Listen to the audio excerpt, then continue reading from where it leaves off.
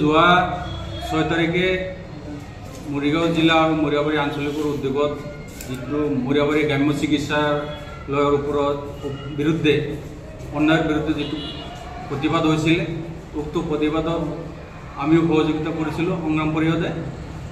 মৰিয়াবাৰী চিকিৎসালয়ত যিবোৰ দুৰ্নীতি আগৰ পৰাও আমি প্ৰতিবাদ কৰি আহিছোঁ, চাই আহিছোঁ, আৰু বৰ্তমান যিজন গ্ৰাম্য চিকিৎসাৰ ইনচাৰ্জ আব্দুল সালাম, তেওঁৰ নেতৃত্বত যিবিলাক দুৰ্নীতি হৈ আছে, ইয়াৰ বিৰুদ্ধে মানে বহুত প্ৰতিবাদ আগতে হৈছে আৰু বৰ্তমানলৈকে দুৰ্নীতি চলি আছে। আজি চাওক, প্ৰত্যেকজন পেচেণ্টৰ পৰা 10 টকাকৈ লৈ সেই টকাখিনিৰে মেনেজমেণ্ট কৰাৰ ক্ষেত্ৰত মানে তেওঁ কৈ আহিছে, আৰু RKS ফালৰ পৰা বছৰি 5 লাখ টকা অহাত সেই টকাখিনিৰে গ্ৰাম্য চিকিৎসালয়খন উন্নতি কৰাৰ কাৰণে তেওঁ মানে ভিটাহি মাৰি আহিছে। কিন্তু চাওক উন্নতি, আজি চাওক কাৰেণ্টৰ মানে কোনো লাইটৰ ব্যৱস্থা নাই। ৰাতিৰ অন্ধকাৰত এজন ৰোগীক তেওঁ টৰ্চৰ দ্বাৰা কেণ্ডেলৰ দ্বাৰা তেওঁ চেলাইন আৰু ইনজেকশ্যন দি থকা আমি স্পষ্ট হৈছে, আমি দেখিছোঁ। কথা হৈছে উন্নতিটো ক'ত হৈছে? আজি ৰোগীৰ পৰা যে 10 টকা লৈছে, প্ৰত্যেকখন স্লিপত 10 টকা লয়, সেই টকাখিনি ক'ত যায়? এই কাৰ পকেটত সোমাই 10 টকা? আজি এই ৰাতিৰ অন্ধকাৰত কিয় টৰ্চৰ পোহৰত আৰু কেণ্ডেলৰ পোহৰত কিয় চেলাইন দিবলগীয়া হয়? এই টকাখিনি কোনে কাৰ জেপত সোমাই আছে?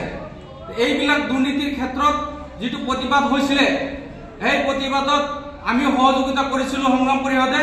কিন্তু ইতিমধ্যে তেওঁ আৰু এটা ডক্টৰৰ মানে যিটো ফলকত তেওঁ গাইনলজিষ্ট বুলি লিখা, স্পেচিয়েল বুলি লিখা আছিলে, আৰু তেওঁৰ যিটো প্ৰেছক্ৰিপশ্যন শ্লিপত লিখা আছিলে DMS ডিপ্ল'মা লিখা আছিলে। আমি কৈছোঁ যে গাইনো স্পেচিয়েলিষ্ট আৰু DMS কোনটো, মানে আমিতো ডক্টৰৰ হেৰিৰ বিষয়ে আমি নাজানো, এইটো মানে তদন্তৰ বিষয়ে আমি কৈছিলোঁ যে বস্তুটো তদন্ত কৰক, গাইনো স্পেচিয়েলিষ্ট আৰু DMS বস্তুটো একে হয় নে নহয়। কিন্তু এই কথাত তেওঁ দুৰ্নীতিৰ কথা মানে তেওঁ লুকাবলৈ, দুৰ্নীতিৰ কথাবিলাক মানে তল পেলাবলৈ তেওঁ এইবিলাক DMS আৰু গাইনোলজিষ্টৰ ওপৰত তেওঁ মানে যোৱা মানে এটা কাউণ্টাৰ মানে প্ৰতিবাদ কৰিছে। তেওঁ যে এইটো কাউণ্টাৰ প্ৰতিবাদ দি তেওঁ মানে দুৰ্নীতিৰ বিষয়ে গাপ দিবলৈ চেষ্টা কৰিছে। আজি চাওক, যোৱা কেইদিনমান আগত এজন প্ৰসূতি ৰোগক ডেলিভাৰী কেছত এজন হেৰি কৰাৰ পিছত তেওঁক ভালকৈ চাফা কৰি দিয়া নাই, আৰু এই মহিলাজনী ঘৰত যোৱাৰ পিছত মানে পোক হৈ গৈছে, কিন্তু ভালকৈ চাফা কৰি দিয়া নাই। আজি চাওক মহিলাজনীৰ অৱস্থা, এই মহিলাজনীৰ জীয়েকৰ, এইটো মই স্পষ্ট কৰি দিছোঁ, এই মহিলাজনীৰ জীয়েকক আৰু কিয় চাফা কৰাৰ নামত, ড্ৰেছিং কৰাৰ নামত তেওঁ হস্পিটেলত 15 টকা লৈছিলে, আৰু পিছত ভালকৈ চাফা কৰা নাই, পোক হৈ গৈছে, আৰু এই মহিলাজনীৰ পিছত লাষ্টত এনেকুৱা অৱস্থা, পিছত ৰাইজে চান্দা তুলি এই মহিলাজনীৰ জীয়েকক নগাঁৱলৈ দিয়া হৈছিলে। এয়া চাওক এই মৰিয়াবাৰী গ্ৰাম্য চিকিৎসালয়ৰ অৱস্থা।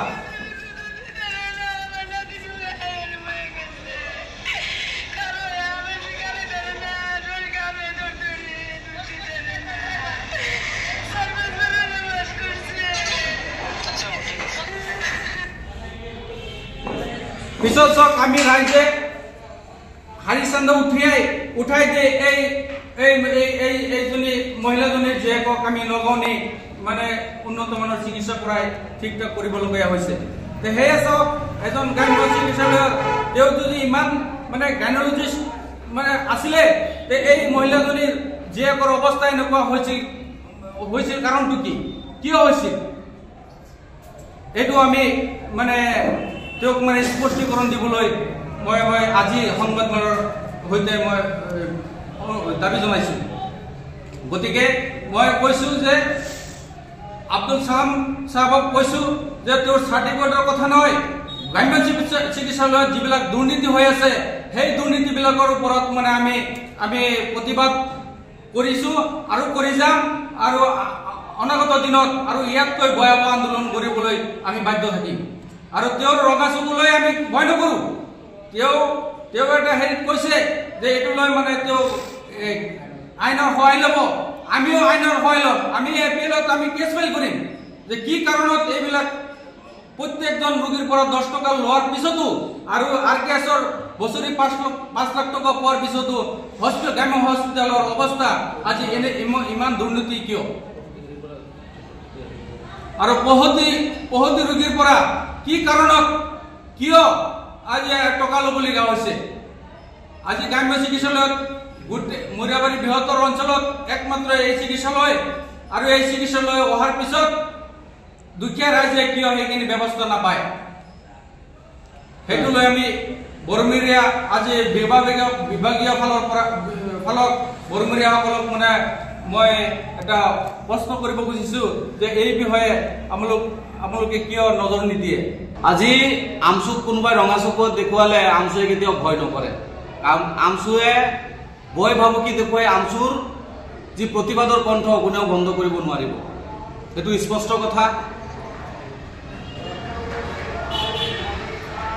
আজি মৰিয়াবাৰী হস্পিটেলৰ বিৰুদ্ধে আমাৰ যি দৃষ্টিগোচৰ হৈছিলে, মৰিয়াবাৰী হস্পিটেলত যি দুৰ্নীতি অনিয়ম হৈছিলে তাৰ বিৰুদ্ধে আমি আমচুৱে সংগ্ৰাম পৰিষদে ছাত্ৰ মুক্তিৰে আমি প্ৰতিবাদ কৰিছিলোঁ। সেই প্ৰতিবাদ কৰাৰ সময়তো কিন্তু আমাক মেনেজ কৰাৰ এটা চেষ্টা চলিছিলে। দুজন দালালে আমাৰ লগত যোগাযোগ কৰিছিলে যে আমি ধৰ্ণাস্থলীৰ পৰা উঠি যাব লাগে, তেওঁলোকে ডক্টৰৰ লগত বহি আমাৰ লগত কিবা মিলামিলি কৰিব। গতিকে আমি সেয়া তেওঁলোকৰ কথাত আমি যোৱা নাছিলোঁ কাৰণে আজি আমাৰ বিৰুদ্ধে অভিযোগ অনা হৈছে, আমাক দুষ্টচক্ৰ বুলি কোৱা হৈছে। আজি উন্নয়নৰ স্বাৰ্থত, মৰিয়াবাৰী হস্পিটেলৰ উন্নয়নৰ স্বাৰ্থত, মৰিয়াবাৰী হস্পিটেলৰ দুৰ্নীতিৰ বিৰুদ্ধে কথা ক'বলৈ যদি আমি দুষ্টচক্ৰ, যিজনে দুৰ্নীতি কৰিছে তেওঁ কোন চক্ৰত পৰিছে সেইটো মোৰ স্বাস্থ্য বিভাগলৈ প্ৰশ্ন। গতিকে ইয়াত এটা ডাঙৰ ষড়যন্ত্ৰ লুকাই আছে, এটা ৰাজনীতিক ষড়যন্ত্ৰ ইয়াত লুকাই আছে, ইয়াত এটা দালাল চক্ৰ সোমাই আছে। গতিকে সকলো দালাল চক্ৰ ইয়াৰ পৰা উৎখাত হ'ব লাগে। মৰিয়াবাৰী গ্ৰাম্য চিকিৎসালয়ৰ উন্নয়নৰ স্বাৰ্থত আমি সংগঠনৰ কথা কৈ আছোঁ। আমাৰ ব্যক্তিগত কোনো স্বাৰ্থ নাই। ডক্টৰক ভুৱা প্ৰতিপন্ন কৰা, ডক্টৰৰ চাৰ্টিফিকেট ভুৱা বুলি আমি কেতিয়াও কোৱা নাই। তাৰমানে তেওঁৰ প্ৰেক্টিচনত এটা লিখা আছে আৰু তেওঁৰ ফলকত লিখা আছে তেওঁ বিশেষজ্ঞ। আমাৰ প্ৰশ্ন আছিল আচলতে তেওঁ বিশেষজ্ঞ নেকি? আমাৰ প্ৰশ্ন সেইটোৱে আছিল। গতিকে তেওঁ এই বিভিন্ন ধৰণৰ কথা আমাৰ দোহাৰোপ কৰি তেওঁ সম্পূৰ্ণ বিষয়বস্তুটোৰ পৰা, মূল বিষয় ইছ্যুটোৰ পৰা তেওঁ ডাইভাৰ্ট হৈ এই ইছ্যুটোক বেলেগ ফালে ডাইভাৰ্ট কৰিব বিচৰা হৈছে। গতিকে আমি বিভাগীয় কৰ্তৃপক্ষক দাবী জনাম যে বস্তুটো পুংখানুপুংখভাৱে তদন্ত হ'ব লাগে, দুৰ্নীতি মৰিয়াবাৰী হস্পিটেলৰ পৰা উৎখাত হ'ব লাগে, এই দালাল চক্ৰ ইয়াৰ পৰা উৎখাত হ'ব লাগে। আৰু কিছু দালাল চক্ৰই আমি প্ৰতিবাদ কৰি থকা অৱস্থাটো কিন্তু আমাক প্ৰলোভন দিয়া হৈছিলে আমি প্ৰতিবাদ কৰিব নালাগে বুলি। আৰু ডক্টৰজন যিহেতু মই কৈছোঁ তেখেত এজন ধাৰ্মিক ব্যক্তি, লেবাছত ধাৰ্মিক, ভিতৰত কি আছে মই নাজানো। তেওঁ কোৰাণত হাত ধৰি ক'ব লাগিব, ময়ো কোৰাণত হাত ৰাখি মই কথাখিনি ক'ম। তেওঁ দালাল লগাইছিলে নে নাই প্ৰতিবাদ কৰি থকা সময়ত? তেওঁৰ যদি ভয় নাই তেতিয়াহ'লে আমি প্ৰতিবাদ কৰাৰ সময়ত তেওঁ কিয় দালাল লগাইছিলে যে আমি প্ৰতিবাদ কৰিব নালাগে?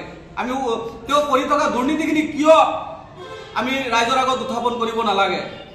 আৰু তেওঁৰ কল ডিটেইলছ ইনকুৱাৰী কৰিলে যাৱতীয় বস্তু ওলাই পৰিব, তেওঁ কোন দালালৰ লগত জড়িত, তেওঁৰ হুৱে বয়ে কোন দালাল জড়িত হৈ আছে।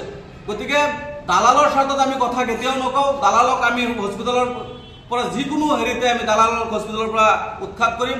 হস্পিটেলৰ উন্নয়নৰ স্বাৰ্থত, মৰিয়াবাৰী ৰাইজৰ স্বাস্থ্যৰ উন্নয়নৰ স্বাৰ্থত আমি কথাখিনি কৈ আছোঁ। তাৰ কাৰণে যদি আমাক কোনোবাই দোষাৰোপ কৰিছে, তাৰ কাৰণে যদি আমি আইনৰ কাষ চাপি লগে, আইনে যদি আমাক সেইটো জাপি দিয়ে, আমি সেয়াটো মূৰ পাতি ল'বলৈ বাধ্য। কিন্তু শেষবাৰ মই ক'ব বিচাৰিম যে মৰিয়াবাৰী হস্পিটেলত হৈ থকা দুৰ্নীতি কিন্তু বন্ধ হ'বই লাগিব, অন্যথা আমি আমচুৱে ইয়াতকৈ ভয়ানক গণতান্ত্ৰিক আন্দোলন কৰিবলৈ বাধ্য হ'ম। আমি আমচুক, ৰঙা চকুক আৰু ৰঙা চকুক ভয় নকৰোঁ। আমি কোনোবাই ৰঙা চকু দেখুৱালে যে আমাৰ আন্দোলনক বা আমাৰ যি কথা কোৱাৰ যি বাক স্বাধীনতা কেতিয়াও বন্ধ কৰিব আমাৰ নোৱাৰিব, এই আমাৰ কথা। এটা কোনোবা ভেণ্ডৰক বা কাৰোবাৰে মানে NGOক দিব লাগে। পাইছোঁ যে কোনোবা এজন বিশেষ ব্যক্তি দালালৰ একাউণ্টত টকাখিনি দি আছে, সেইটো টকাখিনি ডাইৰেক্ট তেওঁৰ একাউণ্টত যায়, সেই বিষয়ে কি ক'ব আপোনাৰ মন্তব্য? নিশ্চয় মৰিয়াবাৰী হস্পিটেলত মই কৈছোঁহে যে দুৰ্নীতি পাহাৰ সমতুল্য দুৰ্নীতি। এই ইনকুৱাৰী কৰিলে যাৱতীয় বস্তু ওলাই পৰিব। তেওঁলোকৰ যি RKS ফাউণ্ডৰ টকা আচলতে ভেণ্ডৰে পাব লাগে বা এণ্টাৰপ্ৰাইজে পাব লাগে, হস্পিটেল উন্নয়নৰ কাম কৰিব লাগে। আমি গম পোৱা মতে এজন বিহে ব্যক্তিৰ একাউণ্টত সেই টকাখিনি সোমাই আছে। সেইকাৰণে আমি আমচুৱে RTI ফাইল কৰিম, যাৱতীয় বস্তু ওলাই পৰিব। আজি আৰু বহুত অভিযোগ আছে। আমি ইতিমধ্যে 21 দফীয়া অভিযোগ কিন্তু আমি অসমৰ মাননীয় স্বাস্থ্যমন্ত্ৰী মহোদয়ক প্ৰেৰণ কৰিলোঁ আৰু স্বাস্থ্যমন্ত্ৰীৰ প্ৰতি আমাৰ আস্থাৰ বিশ্বাস আছে, তেওঁ নিশ্চয় ব্যৱস্থা গ্ৰহণ কৰিব। আজি মুৰিয়াবাৰীত যদি সাধাৰণ আপোনাৰ প্ৰস্ৰাৱ কৰিবলগীয়া সাধাৰণ মানুহ এজনীৰ তেওঁৰ পৰাও কিন্তু আমাৰ অভিযোগ আহিছে 2-3 হাজাৰ টকাকৈ উৎকোচ লয়। এয়াও কিন্তু তদন্ত হ'ব লাগে। আৰু মুৰিয়াবাৰী গ্ৰাম্য চিকিৎসালয়ত বিগত দিনত হৈ থকা যিসকল মহিলাৰ পৰা এনেকুৱা টকা লোৱা হৈছে সেইখিনি দুৰ্নীতিৰ আওতাত আহিব লাগে আৰু যাৱতীয় বস্তু তদন্ত হ'ব লাগে। কিমান মানে ইয়াত প্ৰগতিৰ প্ৰস্ৰাৱ হৈছে, তাৰ পৰা মানে কিমান টকা তেওঁলোকে সংগ্ৰহ কৰিছে, সেই পইচাখিনি চৰকাৰৰ ভাল চোৱাপ কৰিছে, এই বস্তুখিনিও কিন্তু আহিব লাগে। দুৰ্নীতিৰ পাহাৰ সমতুল্য মুৰিয়াবাৰী হস্পিটেলত দুৰ্নীতি হৈ আছে। গতিকে আমি দুৰ্নীতিৰ কথাখিনি কৈছোঁ। ডক্টৰৰ ডিগ্ৰী আছে, সেইটো নাছে, সেইটো বিভাগীয় কৰ্তৃপক্ষই যাৱতীয় তদন্ত কৰিব। বিভাগীয় কৰ্তৃপক্ষটো আমাৰ এজন গাইনোলজি যদি মুৰিয়াবাৰী গ্ৰাম্য চিকিৎসালয়ত আছে তেনেহ'লে সাধাৰণ ডেলিভাৰীৰ সময়ত সাধাৰণ কিবা এটা হ'লে নগলেও ৰেফাৰ কৰিব লগা হয়। আৰু যিজন চিকিৎসক আছে তেওঁতো প্ৰায় নাথাকেই। আৰু গৰ্ভৱতী মহিলাৰ ক্ষেত্ৰত বহুত অসুবিধাৰ সন্মুখীন হয়, বহুত দুৰ্ঘটনা হৈছে। এই বিষয়ে আমি কি ক'ব? হয় হয়, মানে বিগত দিনত আমি যিহেতু তেওঁ ডক্টৰসকল অনিয়মীয়া উপস্থিত নাথাকে, ৰোগীসকলে গৈ ডক্টৰ নাপায়, সেই অভিযোগখিনি ৰাইজে আমাক জনাইছিলে। তাৰ কাৰণে আমি আমচু গৈছিলোঁ আৰু আমি সেই বস্তুখিনি স্পটত গৈ পাইছোঁ যে সঁচাই তেওঁলোকৰ উপস্থিতি নিয়মীয়া নহয়। গতিকে সেই অভিযোগখিনিহে আমি আনিছিলোঁ যে আপোনালোকৰ উপস্থিতি নিয়ম হ'ব লাগে, মুৰিয়াবাৰী গ্ৰাম্য চিকিৎসালয়খন সুচাৰুৰূপে পৰিচালিত হ'ব লাগে, ইয়াত উন্নয়ন বিচাৰিছোঁ আমি আৰু বেলেগ একো বিচৰা নাই। আমি আৰু বিতৰ্ক কৰাৰ আমাৰ কোনো ইয়াত হেৰি নাই যে এতিয়া যদি আমি সংগঠন হিচাপে বা সাংবাদিক বন্ধুসকলে যদি দুৰ্নীতি হৈছে তাত যদি মাত মাতিলে কোনোবাই আইনৰ ভয় দেখুৱাই। আৰু আগতো মই কৈ আহিছিলোঁ, প্ৰতিবাদস্থলীতো মই কৈছিলোঁ যে কোনোবা পেচেণ্টে যদি ডক্টৰৰ ভাল ট্ৰিটমেণ্ট হোৱা নাই বা তেওঁ নিয়মীয়া নহয়, যদি কোনোবা পেচেণ্টৰ প্ৰশ্ন উত্থাপন কৰে, বিগত দিনৰ ইতিহাসত মুৰিয়াবাৰী হস্পিটেলত আপোনালোকে চাই আহিছে, আপোনালোকে হয়তো তাৰ বাতৰি প্ৰচাৰ কৰিছে, তেওঁলোকৰ ওপৰতো আইনৰ হেৰি লগোৱা হয়, তেওঁলোকক আইনৰ দ্বাৰা গুণ্ডা লগাই বিভিন্ন ধৰণে হাৰাশাস্তি কৰা হয়। গতিকে বহুত দুৰ্নীতি মুৰিয়াবাৰী হস্পিটেলত, সেয়া ক'বলৈ এতিয়া কৈ শেষ কৰিব নোৱাৰিম। গতিকে মই মূল শ্বৰ্ট কেইটামান বিষয়বস্তু কৈছোঁ আৰু তেওঁলোকে বিভাগীয় কৰ্তৃপক্ষৰ ফালৰ পৰা তদন্ত কৰক, যাৱতীয় বস্তু দুটাটোত পানী হৈ যাব। প্ৰাণতন্ত্ৰ বলিদান দিবলগীয়া হয়, আমি হাঁহি হাঁহি নিজৰ প্ৰাণ বলিদান দি দিম। কিন্তু মুৰিয়াবাৰী গ্ৰাম্য চিকিৎসালয়ৰ যি দুৰ্নীতিৰ বিগত দিনত হৈ থকা দুৰ্নীতিৰ যি অভিযোগ আমি উত্থাপন কৰিছিলোঁ, সেই অভিযোগখিনি বিভাগীয় কৰ্তৃপক্ষই শুনিবনে নাই, সেয়া ডাঙৰ প্ৰশ্ন। আজি মুৰিয়াবাৰী গ্ৰাম্য চিকিৎসালয়ত দুৰ্নীতিৰ কথা কিমান কম। আজি হয়তো মানুহৰো শুনি মানুহৰো এতিয়া আমনি লাগিছে, কিন্তু ডক্টৰজন আজিলৈকে বদলি হোৱা নাই। ডক্টৰজনৰ বিৰুদ্ধে বিভাগীয় কোনো ব্যৱস্থা গ্ৰহণ কৰা আমাৰ দৃষ্টিগোচৰ হোৱা নাই। গ্ৰাম্য চিকিৎসালয়ত বিগত দিনত আমি প্ৰশ্ন উত্থাপন কৰিব বিচাৰিম, RKS ফাউণ্ডৰ বছৰি 5 লাখ টকা আহে, সেই টকাখিনি কাৰ পকেটত সোমায় বা সেই টকাখিনি ডক্টৰে অতদিন পৰিচালনা সমিতিয়ে তথা গ্ৰাম্য চিকিৎসালয়ৰ ভাৰপ্ৰাপ্ত বিষয়াজনে হস্পিটেলখনৰ সেই টকাৰে কি উন্নয়ন কৰিলে, সেইখিনি আমাৰ প্ৰশ্ন। গ্ৰাম্য চিকিৎসালয়ত এজন আয়ুষ্মান ভাৰতৰ কৰ্মচাৰী নিযুক্তি দিছে, কিন্তু তাৰ বিজ্ঞাপন আমি জনামতে তাৰ বিজ্ঞাপন মেডিকেলত দিয়া হোৱা নাই, ডাইৰেক্ট তেওঁলোকে নিযুক্তি দিছে দালালৰ হতুৱাই। গতিকে সেয়া আমাৰ ডাঙৰ প্ৰশ্ন। গ্ৰাম্য চিকিৎসালয়খনত কাৰেণ্ট নথকাৰ সময়ত তেওঁলোকে বেজী দিব লগা হয়, মমবাতি জ্বলাই, টৰ্চ জ্বলাই, সেয়া আমাৰ প্ৰশ্ন আছিলে। গ্ৰাম্য চিকিৎসালয়খনক এফআইআৰলৈ উন্নতি কৰা, সেয়া আমাৰ প্ৰশ্ন আছিলে। ইতিমধ্যে আমি 21 দফীয়া দাবী মাননীয় স্বাস্থ্য বিভাগৰ জৰিয়তে, মাননীয় মৰিগাঁও জিলা উপায়ুক্তৰ জৰিয়তে, মাননীয় আমাৰ লাহৰিঘাট চাৰ্কুল মহোদয়ৰ জৰিয়তে স্বাস্থ্য মন্ত্ৰীলৈ প্ৰেৰণ কৰিছোঁ। আমাৰ দাবীখিনি সুচাৰুৰূপে পালন হ'ব লাগে। তেওঁ যি আইনী ব্যৱস্থা গ্ৰহণ কৰিব, আমি আমচুৱেও সেই আইনী ব্যৱস্থা আমিও গ্ৰহণ কৰিবলৈ বাধ্য হ'ম। আমি RTI ফাইল কৰিম। RKS ফাউণ্ডৰ টকাখিনি কলৈ সোমাইছে, আয়ুষ্মান ভাৰতৰ নিযুক্তি যে এজন ব্যক্তিক দিছে, বিজ্ঞাপন দিছে নেকি, যাৱতীয় সেইখিনি আনি আমিও RTI ফাইল কৰিম। আমিও আইনৰ ওপৰত সম্পূৰ্ণ আস্থা বিশ্বাস আছে, আমিও আইনৰ কাষ চাপিম।